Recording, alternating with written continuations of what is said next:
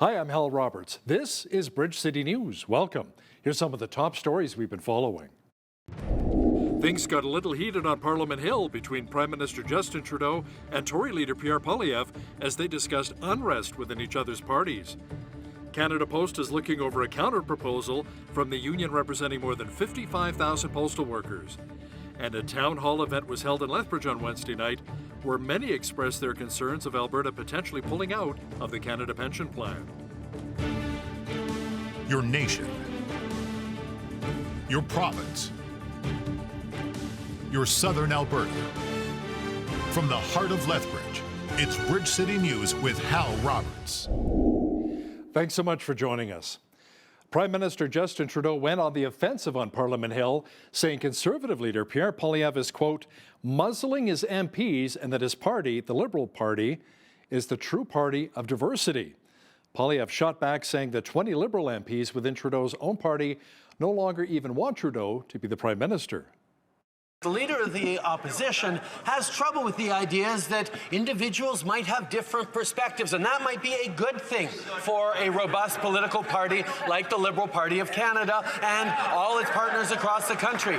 The leader of the opposition refuses to let his backbenchers or any of his team members have any opinions at all. Indeed, he sanctioned them and wrote a letter in their name decrying their advocacy for their own citizens in their communities when it came to delivering money for mayors for housing from coast to coast to coast.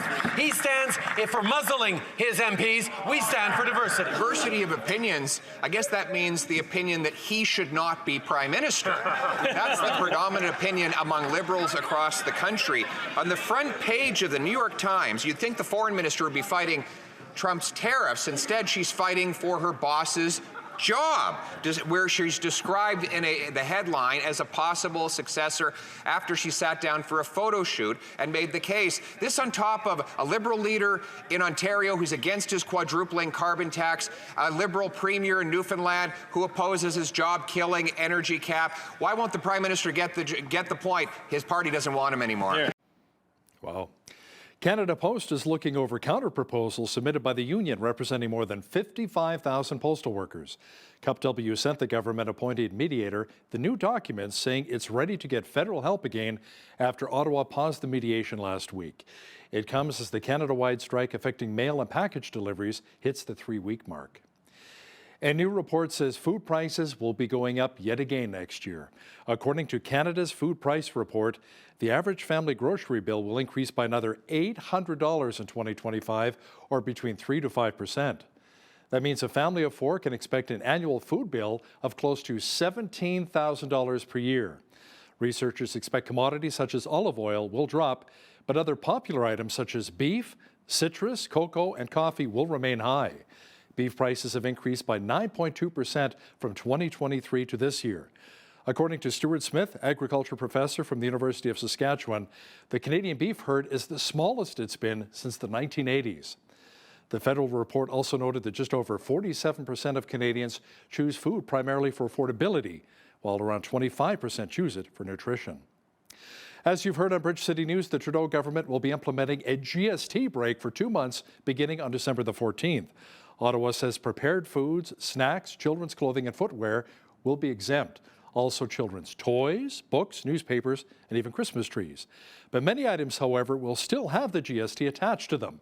Franco Terrazzano is the federal director of the Canadian Taxpayers Federation, and he says while the GST break is welcomed, there doesn't appear to be much rhyme or reason to it. It's good that the government is finally taking a little bit less money from Canadians, but as far as a tax cut go, this is a sorry excuse for a tax cut, right? So video games and pop are tax-free, but they're taxing musical instruments and ice skates. The Christmas tree, tax-free, but they're taxing the decorations that you put on the Christmas tree, right? Potato chips, tax-free, but they're taxing sports equipments. Toy guitars, tax-free, but actual guitars, well, they're taxing that. The Pokemon cards, tax-free, but they're taxing hockey cards. So we also have to remember too, right? The sales tax from the federal government is still being applied on fuels, right? Like the fuels that you use at the gas pumps, and that GST is charged on top of other taxes like the carbon tax. So that carbon tax on tax alone will cost Canadians about $400 million this year. There is no relief on that. In fact, just 6 weeks after this temporary GST holiday is over, the government will once again be cranking up the carbon tax. So, this government is so bad at managing the finances, it even somehow managed to bungle a tax cut. That was Franco Terrazzano, federal director of the CTF, who joined us from Ottawa. Federal Justice Minister Arif Virani says Ottawa will be splitting up the controversial online harms bill. He says the reason is to prioritize passing measures to fight child sex predators and swiftly pass it through the House of Commons. Frankly, what we've been hearing from opposition parliamentarians is that there is a strong willingness to participate in certain aspects of this bill that includes the combat against revenge porn and the combat against child sex predators. And I believe I can find that consensus in the chamber. What people have said to me also is that the fight against hatred is important, but it needs to be studied in more depth, including the provisions that relate to the Criminal Code and to the Canadian Rights Act. There's still gridlock in there. There is still gridlock in there, but I have confidence that at this juncture, that parliamentarians of all stripes, including the Conservative Party of Canada, will not look their own voters in the eye and say they're not doing everything that they can to support the fight against child sex predators, the people that subject kids to revenge porn, and the people that empower pornographers online. That is a battle that all of us should be fighting with unanimity, without any partisan inkling whatsoever. Police in Vancouver say a suspect in a stabbing in the city's downtown on Wednesday morning was killed after being shot by police. They say he died in hospital, and the two victims were also taken in for treatment. Now, officers initially said that a number of people were stabbed in the incident, but later said one person was stabbed in the hand while another suffered facial injuries. Video footage of the shooting shows a number of police officers inside of a 7-Eleven convenience store first shooting a taser, then firing multiple shots at the suspect who was behind the counter when confronted by police. Now, warning now, the video you're about to watch does contain some graphic content. Move over! Hang up! Move over!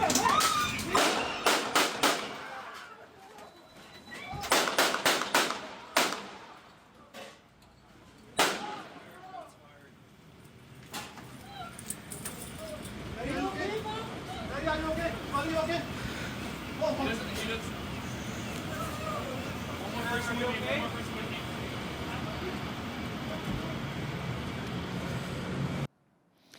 Now, the police said that the suspect was attempting to steal some items when confronted by one of the employees, which led to the police opening fire. The Alberta government announced a new data strategy on Thursday. Alberta Premier Danielle Smith says she's hoping that Alberta will become the destination of choice for artificial intelligence data center investment. Smith says some of the key areas to give Alberta more of a competitive advantage include economic integration, market stability, and keeping our utilities reliable. This is where Alberta has another advantage over other jurisdictions when it comes to attracting investment. Our unique energy-only electricity market invites competitiveness and growth among power producers.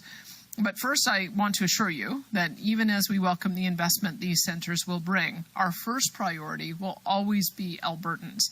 As we pursue new opportunities through this strategy, we will not compromise the affordability and reliability of electricity for Albertans and local industries. That's a promise. Well, it was nice to be on the plus side of things yet again today, weather-wise here in Lethbridge. Jeanette Rocher is now with an early look at the forecast. Jeanette, we may even see double-digit plus temperatures again soon?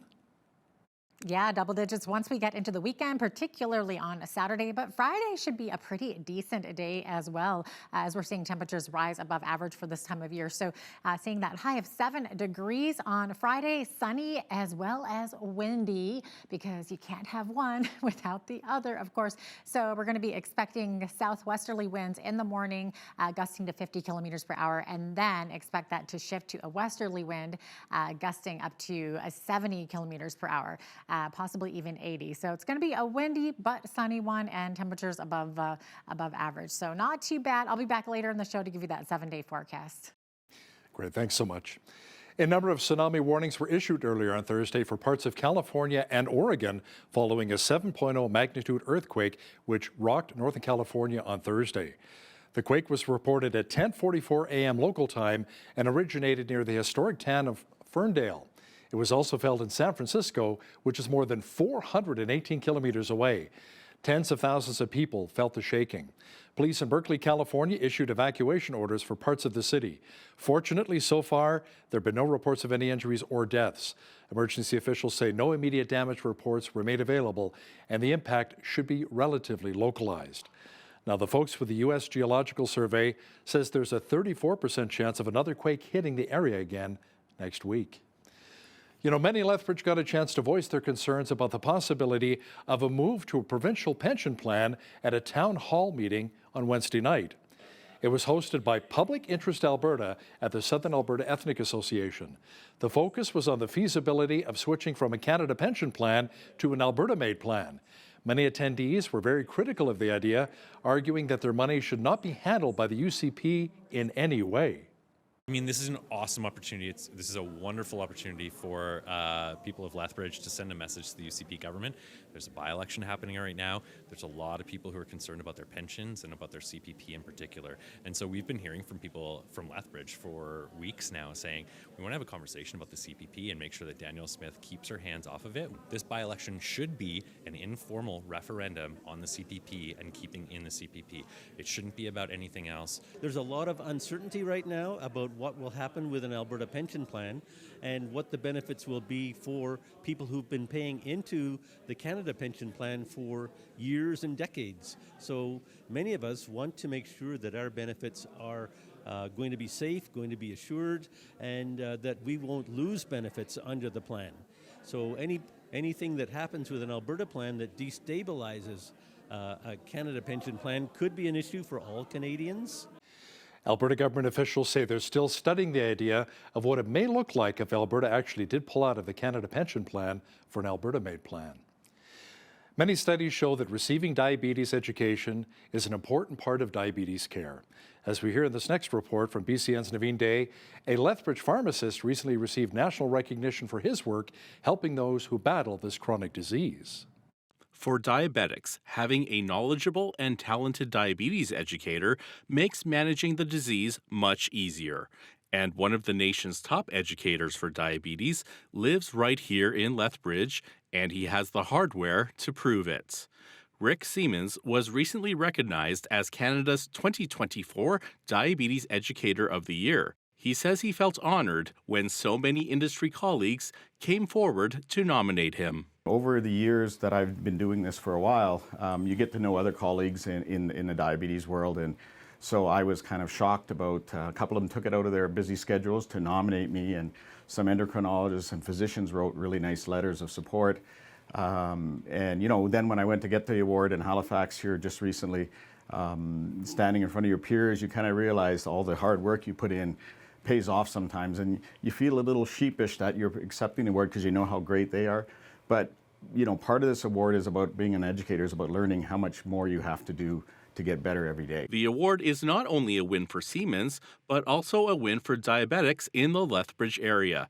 It only goes to one educator per year, and not many recipients across the nation have been able to obtain this honor. There might have been 2 or 3 pharmacists in the whole inception of this award that it was presented to, but certainly the first Lethbridge recipient. Lethbridge is my home, and I'm proud to bring it to Lethbridge. You know, I'm just proud to be involved in the community and how we can, you know, I work collaboratively with physicians and I work with patients closely, and I get the opportunity from my company to be able to do so. Bringing it to Lethbridge is certainly, it's a bit of an honor, and I just hope I can continue to live up to that.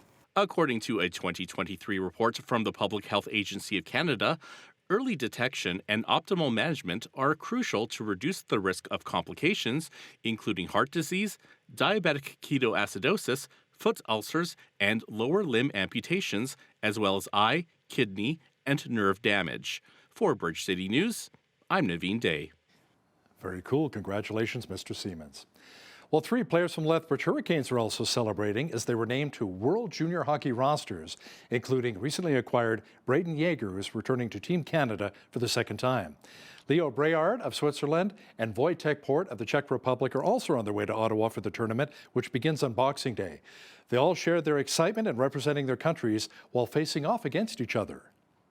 Yeah, I think obviously a year older and one of the few guys that have a little bit of experience in that tournament. So try to bring some leadership. All the players there are great players, and everybody's probably a leader in their own way at their club team. So I think just bring a bit of experience, a little bit of leadership, and definitely try and help the team win. I'm very excited because last year I got injured right before the tournament started. So yeah, I'm pretty excited to get there and see the guys again. This last 2 years, we every time we had a good tournament with our team in Czech. So I think hopefully this year we can do something again. Yeah, really excited to represent my country, and yeah, it's really good to play there. I think we have a good team. Like, we played this summer together, and that's going pretty good. So yeah, we'll see. Now, before they make their way to Ottawa, the Canes will play their annual Teddy Bear and Took Toss game, which is coming up Friday against the Medicine Hat Tigers. The Canes broke their 5-game losing skid on Tuesday with a 5-3 win over Moose Jaw. Head coach Bill Peters says the players are pretty excited about the opportunity to be the first player to score to trigger all of the teddy bears being tossed onto the ice by fans. Well, it's exciting, right? That's an exciting event, very good for the community. I know the guys are all talking about who's going to get it. I think it was Miggy last year, right? So can you go back to back? So it's just fun, right? It's just one of those fun events, and you're going into the holiday season, so a lot of excitement around Teddy Bear Toss. Obviously, this game's good for the kids and stuff like that, charities, and the reason we do that, so obviously it's pretty special to kind of get that and get the building rocking. So kind of just looking forward to going out tomorrow and just trying to play our game as a team. And whoever scores the goal, it's going to be pretty special again. Who's your bet to score? I said Sharpie, but I think I'm going to go with Doyle too. One of those two are going to get one. Not picking yourself? No. And this Friday's big game is reportedly sold out with puck drop at 7 o'clock. The Canes are hoping for about 4,800 teddy bears to be tossed onto the ice, all going to kids in need. Well, we enjoyed lots of sunshine and warmer temperatures earlier today across much of southwestern Alberta, and the mercury will continue to climb. Full weather details are on deck.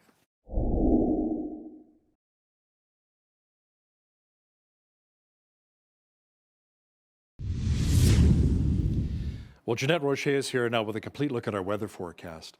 Last week, I couldn't take Dexter for a walk through our favorite park in our neighborhood because of the deep snow, but last night, a lot of that snow simply melted. It disappeared. So, Jeanette, I say, let the meltdown continue. Oh, let it melt, let it melt, let it melt. Maybe that's the tune that we should be singing these days, Hal, because yes, we are headed into that meltdown, especially with that double-digit day right there on Saturday. So tomorrow, not too bad as well. We're sticking above average highs, 7 degrees on Friday, up to 10 there on Saturday with clear skies, but windy. We could see up to 70 km/h winds on Saturday, on Friday as well. Now, Sunday, we're looking at a mix of rain and snow, and then 30% chance of flurries as we get into Sunday evening. 3 for the high there on a Sunday.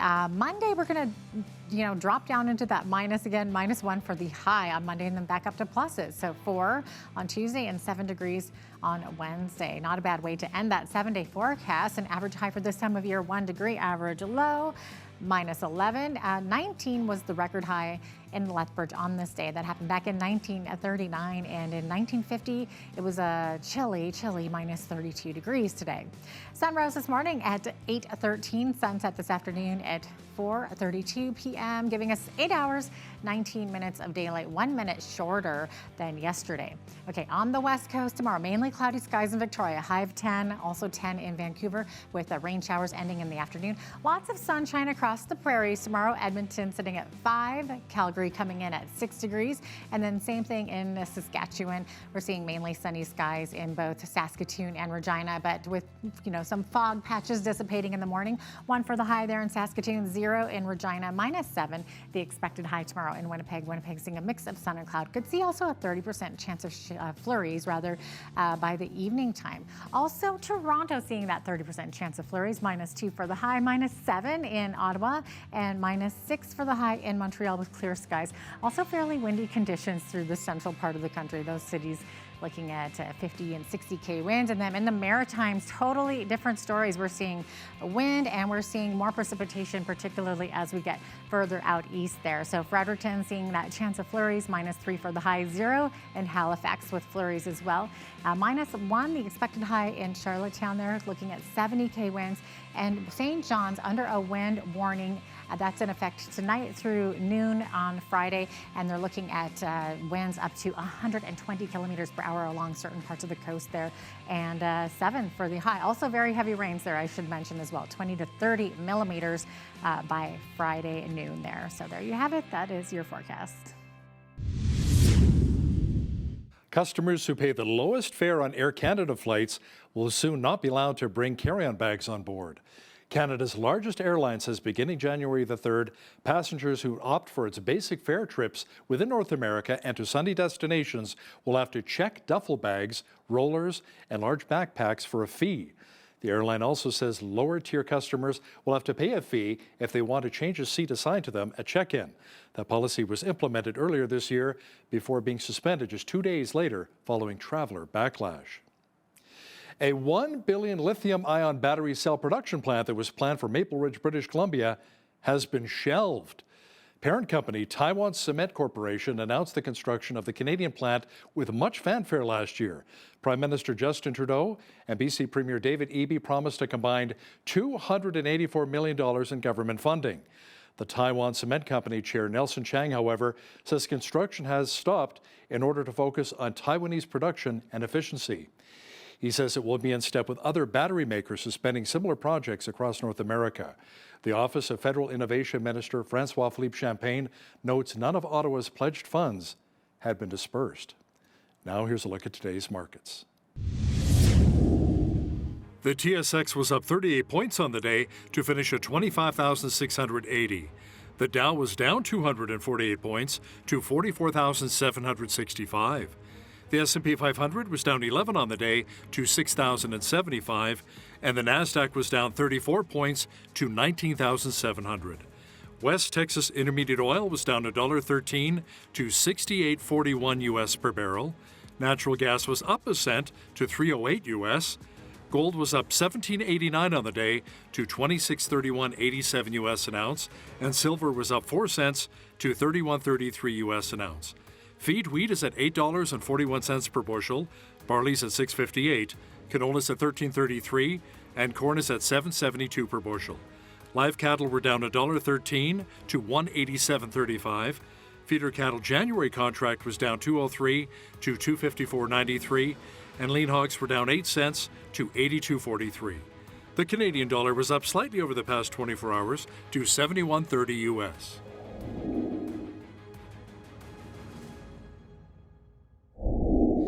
Recapping one of our top stories, a new report says food prices will be going up again next year. According to Canada's food price report, the average family grocery bill will increase by another $800 in 2025, or between 3 to 5%. That means a family of 4 can expect an annual food bill of close to $17,000 per year. You know, a lot of big international stories are making headlines this week, including the turmoil in France and South Korea, also the potential of sanctions being put back on the Islamic Republic and Iran. Our foreign affairs expert Lisa Daftari will join us at the Foreign Desk in Los Angeles with more details momentarily. Listen, when you see news happening in your community, be sure to drop us an email at info@bridgecitynews.ca. Also visit our website anytime to check out a number of stories and interviews.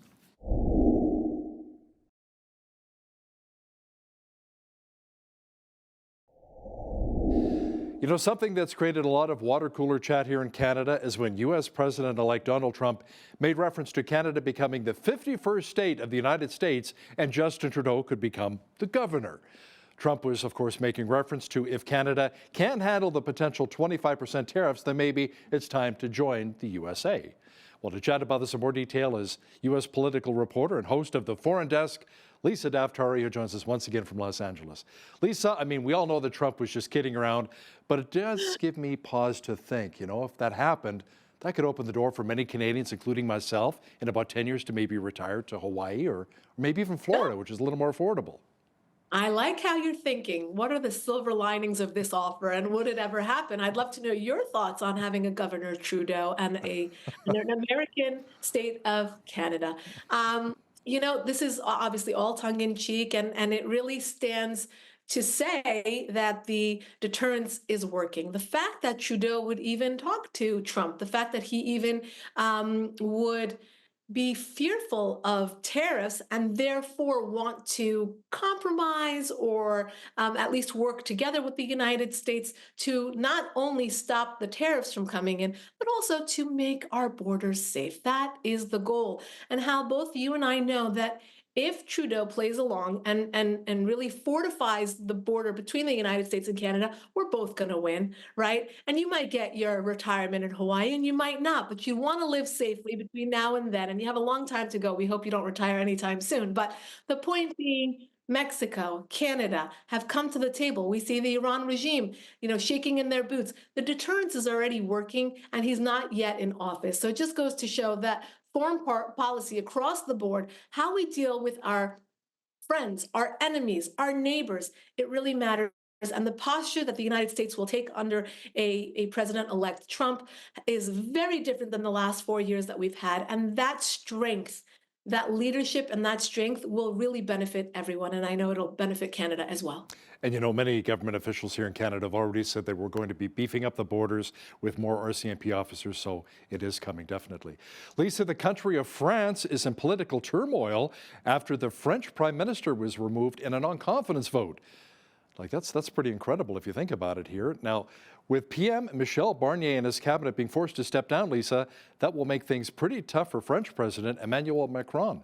Now, how did it actually come to this? So this is all about meeting the financial goals of the EU. And obviously, France being in a very precarious situation right now. Look, everything's a mess in France. And I think it's time for a referendum. And that's really what's happening here. This non-confidence vote is exactly that, right? If we don't have confidence in our leadership, how can we go forward? And how can we meet those financial goals of the EU? So now Macron will be appointing another PM in the interim, and they will take it from there. But again, this really goes to a lot of what France is going through in terms of the turmoil, in terms of national security, in terms of what we're seeing on the streets unfold, and of course, their economy suffering as a result of all of that. Now, still with political unrest, Lisa, South Korea's parliament introduced a motion this week to impeach their President Yoon over his controversial attempt to impose martial law. The opposition Democratic Party, which holds a majority, accused Yoon of creating confusion and fear. So what was the reason for imposing martial law in Asia's fourth largest economy? Yeah, he just was very fearful of the opposition and what he calls a pro-North Korea faction within his country. So he got fearful. He shut everything down for about 6 hours. And of course, that cost him potentially his post. Look, this is something that we have seen before in South Korea. It's not a very stable country, even though it is the fourth largest economy, as you pointed out. We have seen this happen in the last 20 years or so, and it might happen again. So, it's interesting to watch the fallout from the North Korean muscle flexing, really, if nothing more, with these countries having that same dialogue within their countries. Who are you with? Are you with the enemy in the region, or do you stand with your own country? And I think because of that, we're seeing a lot of this kind of dictatorship coming out of South Korea, because he wants to make his leadership ironclad. And I think now, if he is impeached, we're going to see more of this, balancing between the left and the right. But opposition factions are incredibly upset about the martial law. This is not what they want for their country, obviously, but having North Korean factions come in, that's a whole other conversation. So they have to find this balance moving forward. Lisa, you probably have seen the massive protests taking place in Georgia. The Associated Press has been live streaming a lot of it. Protesters shooting fireworks at armed police, and many are not happy as Georgia's opposition leader was dragged from his party office by the authorities. And the Prime Minister vowed that organizers of a week of pro-EU protests will face justice. Yeah, 400 or more have been arrested, 100 being treated for injuries that took place during these protests that, as you said, were pro-EU. These protesters, the opposition leader being arrested, as you said, the protesters in favor of at least being in the conversation to join the EU, they are accusing the government of working together with Russian factions to pull away from that desire to join the EU. it's a mess. Now, with the opposition leader being arrested, this may just, kind of intensify the opposition's desire to be out onto the streets, and it will also intensify the crackdowns against the opposition and the protesters out on the streets, as we have seen in the last handful of days. So this is an ongoing situation now with the opposition leader being arrested. We shall see how this will unfold in the next 24 hours. The Islamic Republic in Iran is threatening to leave the 1968 nuclear pact if threatened sanctions against Tehran move forward. Now, Lisa, something must be done, however, to stop the Islamic Republic from funding so many of these proxy wars against Israel. Yes, and the Middle East envoy who has been appointed by Donald Trump has already come in saying that that is really the bottom line, to stop them from having a nuclear weapon and to stop them from funding all of these terror proxies. As we know, Donald Trump this week put out a very, very forceful statement about the hostages that Hamas is holding being freed before he gets into office, or quote, hell will have to be paid, or I forget the exact quote, but very forceful language to make sure that Hamas and of course their puppeteers, the Islamic Republic, understands that they will have to play along with what Donald Trump is demanding or face the consequences. Now, with the Islamic Republic threatening to pull out of these treaties, threatening not to comply with the IAEA, which is the UN nuclear arms eyes and ears, the inspectors that go in. Have they been complying all along? That's the question. And then what are these threats actually mean? They're empty threats, and it actually means that they are being reactive to a Donald Trump presidency, which will put them in a very, very basically pressured and isolated situation, much more than the last 4 years, where they were able to collect oil money and to sell oil and to sell weapons and to collect north of $100 billion. And again, put that into their terror proxies. So here we go. It's going to be a very different 4 years going forward. Reports have surfaced that Trump's FBI nominee was allegedly targeted in a Tehran-linked cyber attack. Tell me more about that. Yes, yet another one. Look, I myself have been the target of one of these Islamic Republic hacking attacks, and it's not fun. But I will tell you this. This is a cowardly way for them to sit behind their computers wherever in the world that they hire their hacking professionals to, cause some sort of terror, right? This is us intimidating you, and this is us sending you a message. Well, it just goes to show that, everyone who is working, whether it's in journalism or in the government or standing against an Islamic Republic that will be fortified like this, will have to just beef up their cybersecurity efforts, and to really, this will, as many people have tweeted, this will awaken a larger beast within the Trump government. So they can keep up with their shenanigans, and there will be more consequences to be paid. Lisa, police in New York have released an image of a person of interest in the gunning down of United Healthcare CEO Brian Thompson. Yeah, it's just crazy. I mean, Midtown Manhattan, 6:45 in the morning, this young CEO, hardly 50 years old, was entering a conference and was point blank shot to death. The gunman waiting there for him, and then for about 3 hours, as I understand, and then escaping on a city bike. The pictures that have been released thus far are so creepy, and he's smiling, and it's as if it's just another day. And it's interesting because obviously the question is now, what did this CEO know? What did he take to the grave with him, and who ordered him to be shot dead? Obviously, this man was waiting for him. This is not an area that, when you see crime at, 7 in the morning, this is actually in Midtown, right in front of the Hilton. Many people know this area very well. It's really chilling to think that, this is the way that we're going to silence people. If it's not through, media censorship and social media censorship, then we're going to kill them. And we know that our pharmaceutical, our insurance, our medical, the information that's coming out since COVID has been completely censored and completely controlled. But the DOJ did open up an investigation. What we're going to find out, who knows? If we're going to find out the full truth, who knows? Is this just lip service to those who are asking the questions like we are? Who knows? So, Lisa, one of the last acts of Joe Biden as U.S. president is pardoning his son, Hunter Biden. Your thoughts on that? You know, are we surprised? No, but was it the right thing to do? Well, for a president who has been saying no one is above the law, referring to his running mate at the time, Donald Trump, it's a bad look, right? So he went around saying no one is above the law, no one is above the law, referring to Donald Trump and his many lawsuits that were brought against him, and all of which fell flat. And then, you know, obviously pardoning his own son's case, which wouldn't have fallen flat. Look, for years, we were told that there's nothing in the laptops that was hidden, you know, different charges that were brought against him, and now pardoning him, obviously showing his culpability, and then showing that, you know, his last act is going to be, you know what, at least I'm going to pardon my son and at least do something positive for myself and my family moving forward. It was very obvious by the body language, many people saying as a joke, but who knows what the truth is. Did Biden and his wife actually vote for Donald Trump over Kamala Harris? He looked just so upset at passing along the baton to Kamala Harris, not believing that she was a proper or fit candidate to run in his place, and now this. So I think it's something where he just is done. He's just done, using the power that he has to do something positive for himself and his family, and leaving it at that. But not surprising. Let's talk about the transfer of power when Donald Trump goes back into the White House in January.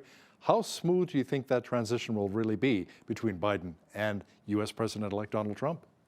Yeah, it looks like President Biden is actually ready to you know, concede to Donald Trump. I think what he was upset about is his own party throwing him under the bus, making him pull out of the race, and then replacing him with what he believed was not as strong a candidate. Look, at that point, did it look like he was going to win the race? No. That debate between himself and Donald Trump was very telling of his capabilities. At that point, the media came into play. Kamala Harris's honesty came into play. You know, why weren't Americans told the truth about his, you know, his just capabilities, his age, and all of that, how senile he was. And I think at this point, he has sat down with Donald Trump. He has shaken hands with him. He's, you know, he looks as though he's going to be, you know, very cordial about it. And we just hope that his cabinet does the same. If you recall, the last Trump administration, one of the issues inside the cabinet was that transfer of power. The many holdovers who were working against Donald Trump, who were sabotaging, who were working against the country. And now this time around, I believe we have even more of that animosity, of that anti-Trump sentiment within the cabinets that Biden has filled. As we know, many of them have even resigned over Biden's policies not being left enough. So, you know, that's what I worry about most. I hope that the Trump team goes in there and does a real thorough clean out job and doesn't leave any of the remnants to sabotage or to work against America. Look, right now, if the Americans are smart, they will use the next 4 years as a coming together, as a unity time. This guy can get the job done. When Trudeau sits down with him, when the Mexican president sits down with him, when Iran's regime is saying, you know what, we'll do this, and it's showing that deterrence works, that peace through strength works. So let's use that to create peace, not only abroad, but here in the United States as well. So, Lisa, obviously in the United States, it's 2 terms and you're done as president. So who do you see as a potential successor to Donald Trump for the Republican Party? Yeah, who knows? I mean, obviously, a lot of people are talking about J.D. Vance. If he shows up well for the next 4 years, he is very presidential, right? He speaks very well. He's very young. He obviously has the credentials. And who knows? I mean, it could be him. It could be someone else who works their way up to that potential role. But the bigger question is, who are the Democrats going to put up? I mean, they have really got to get to task and to really look at this past election as a referendum. What they need to do, they have to move away from the fringe parts of the party. It looks like they are moving more and more towards that leftist fringe part of the party, and that just does not resonate with America. And it's their choice whether to see this as a lesson or not, to lose the next election or not, or to bring it back to common sense American values. And that party or that candidate will win the next election as well. Here, I'm going to get you to think outside the box for just a moment. How about a Hollywood star or starlet who threatened to leave the United States with Trump getting reelected, running for the Democratic Party? I mean, come on, we had Ronald Reagan, you know, who's a Hollywood star. He became president. You know, Arnold Schwarzenegger became governor of California. Donald Trump was the star of The Apprentice. Why not the Democrat side? Maybe get a Hollywood like Robert De Niro, you know, Maybe run for the Democrat.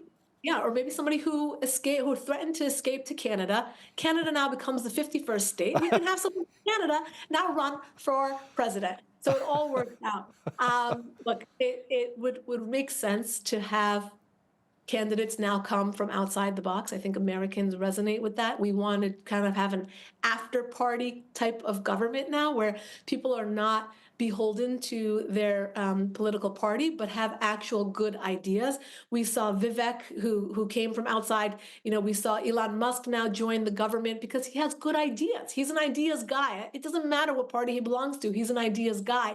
And I think that to your point, Hal, it's very possible to get, whether it's a celebrity or a CEO or, you know, somebody who just thinks outside the box, to come in and say, I know how to save companies because that's what I do. I'm about to save the United States. And I think that resonates very well with Americans right now who want a better economy, who want safer borders, who want to do better in stopping these wars.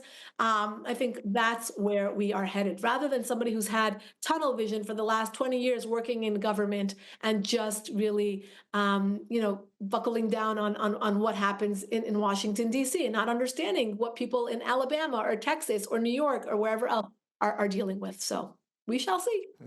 Absolutely. U.S. political correspondent and host of the Foreign Desk, Lisa Daftari, thanks again for joining us today from Los Angeles. My pleasure.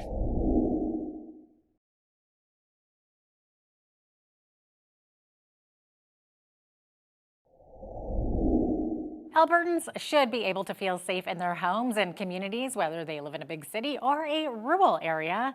But over the last number of years, we've been hearing a lot of complaints about increasing rural crime. However, today's guest has some encouraging news in this area. Joining us is RCMP Superintendent Mike McCauley from the Community Safety and Well-Being Branch.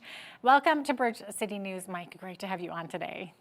Thank you so much. I'm happy to be here. Wonderful. Okay, so tell us about the good news here.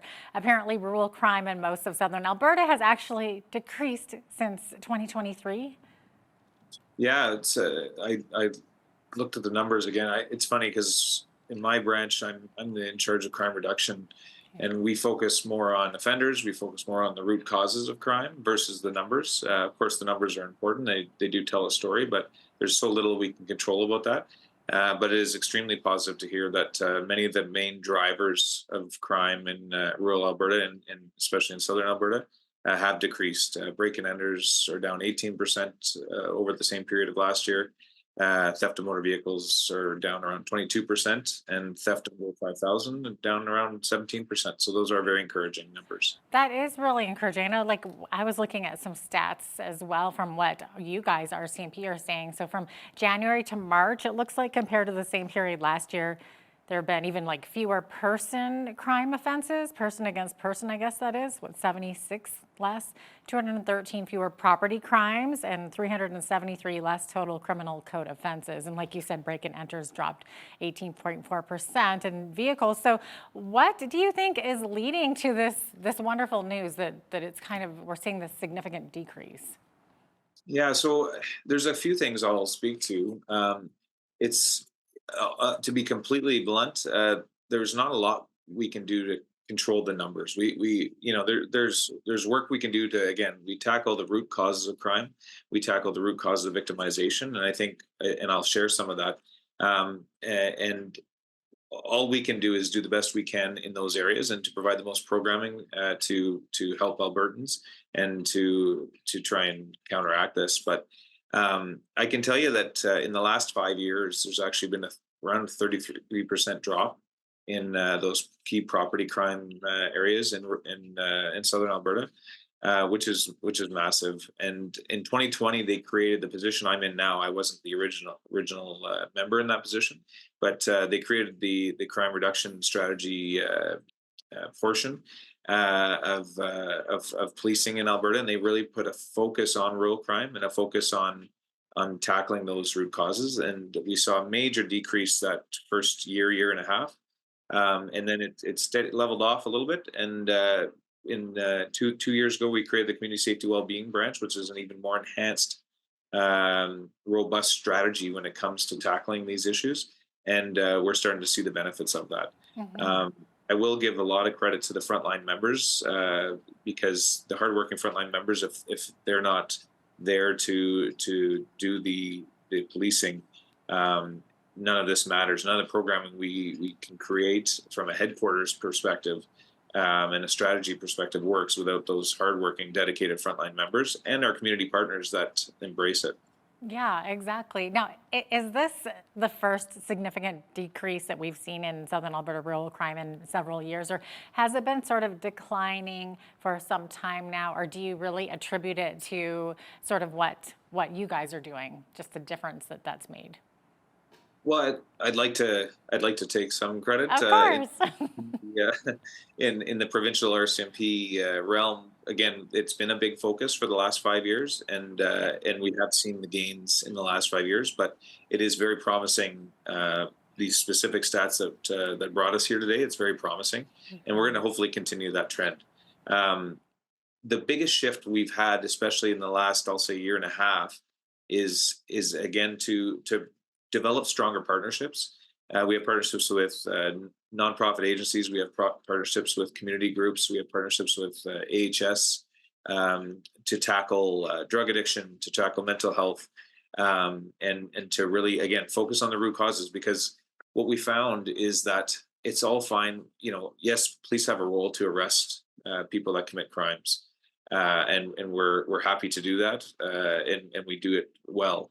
But what we've had to shift from, and it is a shift, I would say it's a relatively global shift, is to not just tackle that, but also to walk upstream. So we use the stream analogy. If you picture us, a beautiful stream, and coming down your screen there, at the bottom is where we pick people up and have to arrest them, or perhaps they're in the depths of drug addiction, and that's why they're committing crimes. And often our social services and police and first responders deal with people at their worst at the bottom of that stream.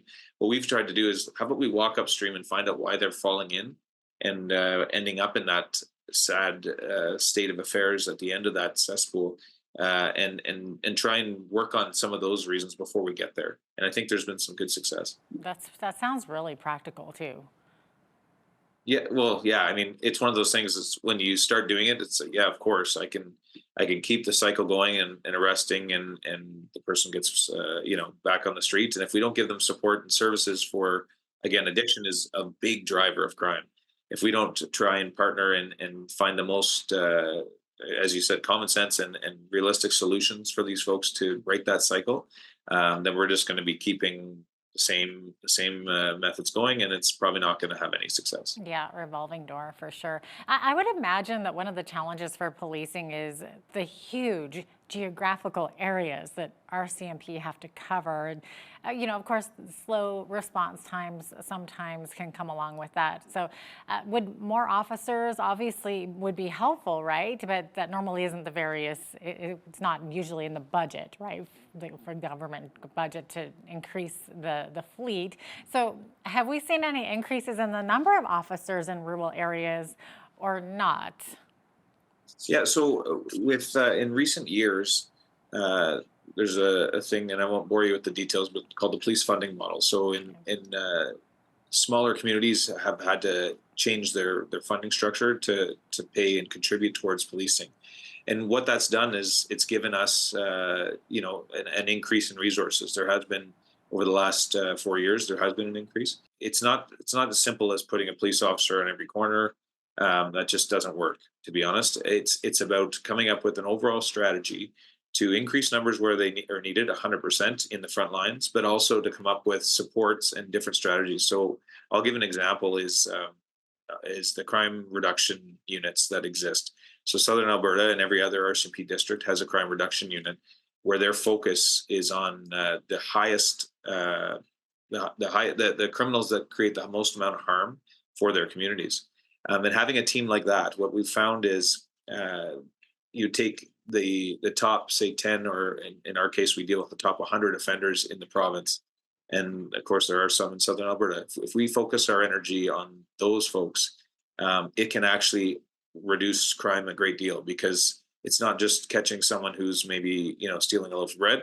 It's going and trying to capture and keep in jail those folks that are causing an enormous amount of harm in communities. Our studies have found, and we use the crime severity index as a measuring stick for our top 100 offenders. And yes, there's the violent offenders that might commit one crime, one heinous crime, and that obviously raises their stats. But we have people that commit over and over again robberies and break and enters and domestic violence, and it's a repeat, as you said, like the revolving doors type of system. We're focusing on those folks, in addition to responding to calls and doing other preventive policing. But by focusing on those folks, if we take them off the street and spend some more time building bail packages and building assistance for the Crown to hopefully get those folks held in jail longer and get longer sentencing, then we're actually preventing a lot more crime than we are if we just kind of take a shotgun approach and try and tackle all of the problems that exist. When it comes to like the crime of theft or property theft, are there any specific items that thieves are targeting? Is it mainly machinery and vehicles, or what are you seeing sort of in those rural areas? I don't know if there's any specific things. What I will say is that vehicles are a huge problem in Alberta, as theft of vehicles. We do a lot of programming. In the wintertime, we do Project Cold Start, which is focusing on the fact that people leave their vehicles running and go into stores. But outside of that, and especially in rural communities, folks will leave their keys on their dashboard or leave them under their visor and leave the car unlocked. 50% of vehicles are found to be stolen with the keys in the car. That is a massive number. So yes, most of the time criminals are doing crimes of opportunity. So yes, they'll go onto a rural property and they'll see what's out and about. If there's a shed open, that's where they're going to tackle looking for items, and they'll take whatever's available. So it is about target hardening. It is about taking some extra steps. My uncle has a beautiful ranch in Okotoks in southern Alberta, and we've traveled and visit him often. And I'm always telling him, and I think of him as our other great Albertans down south, is saying, yes, you have a beautiful community here, but people will potentially come and look and see, if your door is locked, or look and see if your vehicles are locked. And if the keys are there, that's what they're going to target. If not, they'll move on to the next property. So there's a lot of steps we can take to try and prevent that. Definitely. I think rural residents probably don't have that tendency to lock up things as diligently as city dwellers do they? Yeah, 100%. And I love that about rural Alberta and rural Canada. Canada is a safe place. Let's be very honest about this. It's a safe place. However, there's going to be people that'll disrupt that peace, and small steps like locking your doors at night, closing your garage, locking up your sheds, that does do a massive amount of prevention when it comes to rural crime. And I understand that roughly half of rural crimes happen between 9 p.m. and 6 a.m., right? So can you maybe tell us about something called the 9 p.m. routine? Yeah, so a 9 p.m. routine, and I'll refer back to my uncle. When we go to visit him with my kids, we go and do chores. The rural crime chore or rural property chores that you have to do, whether it's feeding animals, whether it's just taking care of the property. My suggestion to all rural Albertans, and all Albertans to be honest, is at that time when you're doing your nightly chores, do those extra steps. Like make sure that you leave lights on in strategic areas that you typically do. Make sure you lock up the barn if you have expensive equipment in there. Lock your vehicles up. If you have surveillance cameras, make sure that they're turned on and they're active and working. Close your doors. Do those little things. If you drive by your neighbor's house, in the middle of the night and you see that their garage is open, make a quick phone call and get them to close it. Right. All of those little steps truly will make neighborhoods safer, and you'll be less likely to be victimized. Yeah, that kind of comes back to that rural crime watch, almost like the neighborhood watch, right? Yeah, 100%. And that's bring up a great partner of ours. The Rural Crime Watch is a great partner. We have Citizens on Patrol as partners. All of these things, I call them force multipliers. Police can't be on every corner, as we've said. So if you have the more eyes and ears that are out there is absolutely to our benefit. And it prevents crime, but it can provide intelligence. So we truly encourage every Albertan. If you see something even remotely suspicious, call us, please. Maybe it's nothing this time, but maybe it will lead us to understanding more trends and more patterns, and allow us to better serve the communities and better prevent crime. Now, over the years, of course, there's been a lot of debate and controversy over what rural property owners can and can't do to protect themselves. So what are the rules, especially when it comes to using, say, firearms or some other kind of force to protect your own home? So I'll be completely frank. I get this question a lot, and I'm not going to get into the specific rules and intricacies. Every situation is different, but I will give advice. I'm good at giving advice. My advice is 100%, and you bring up a good point for firearms. When we talk about the 9 o'clock rule, we talk about target hardening. I'm actually in the middle of starting a program that's going to be coming through in the near future about like an education program on firearms. We understand Albertans have a right to firearms, and we don't want to get in the way of that. But we do ask Albertans to lock those up. Unfortunately, there's a lot of crime guns that are stolen from good, hardworking rural Albertans that have guns for proper purposes, but they get stolen because they don't necessarily lock them up properly. So that is an item that is important. Now, getting back to your question, because I'm not dodging your question. My advice is this: there's nothing on your property that's worth yourself or your family members getting hurt for.